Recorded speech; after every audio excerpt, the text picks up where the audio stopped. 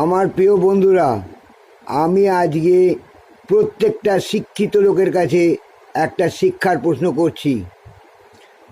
দেখি তোমরা কতজন মিলে এই প্রশ্নের উত্তরটা সঠিক দিতে পারো। আমার মনে হয় 1 কোটিতে মাত্র একজনই পারবে। যে প্রকৃত শিক্ষা পেয়েছে সেই একমাত্র পারবে, বাকি কেউ পারবে না। যারা যারা পারবে না এবং যাদের যাদের শিক্ষার অহংকার আছে, তাদের শিক্ষার অহংকারটা চূর্ণ হয়ে যাবে। তাই বলছি, শিক্ষার অহংকার করো না। কারণ স্বয়ং বিদ্যাসাগর বলেছিলেন, বিশ্বের জ্ঞান সমুদ্রের একটা বিন্দুও আমি অর্জন করতে পারিনি। আর স্বয়ং রামকৃষ্ণদেব বলেছিলেন, যাবৎ বাঁচি তাবৎ শিখি। সুতরাং জ্ঞানের অর্জনের কোনো বয়স হয় না, অর্থাৎ শিক্ষা এবং জ্ঞান অর্জনের কোনো বয়স হয় না। মৃত্যুকাল পর্যন্ত আমরা অনেক কিছু শিখতে পারি যা আমাদের অজানা থাকে।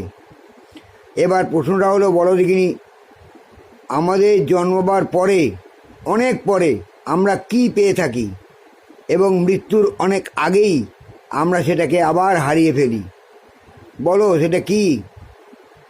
জানি তোমরা পারবে না, শিক্ষার অহংকার তোমাদের এখানেই শেষ। উত্তরটা হচ্ছে, আমাদের জীবনের শুরু হওয়ার অনেক পরেই আমরা দাঁত পাই, দাঁত, টিথ।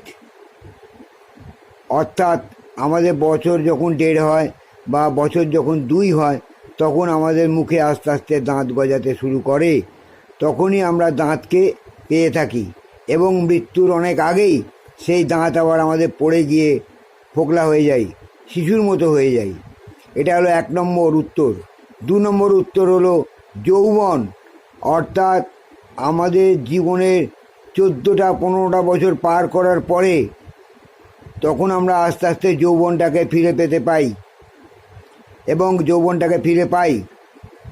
পূর্ণ যৌবন হওয়ার পর ধীরে ধীরে আমরা মৃত্যুর দিকে যখন ঢলে পড়ি, তার অনেক আগেই, 15-20 বছর আগেই, অর্থাৎ মৃত্যুর 15-20 বছর আগেই আমরা যৌবনটাকে আবার হারিয়ে ফেলি। অর্থাৎ এর উত্তর হলো দাঁত এবং যৌবন।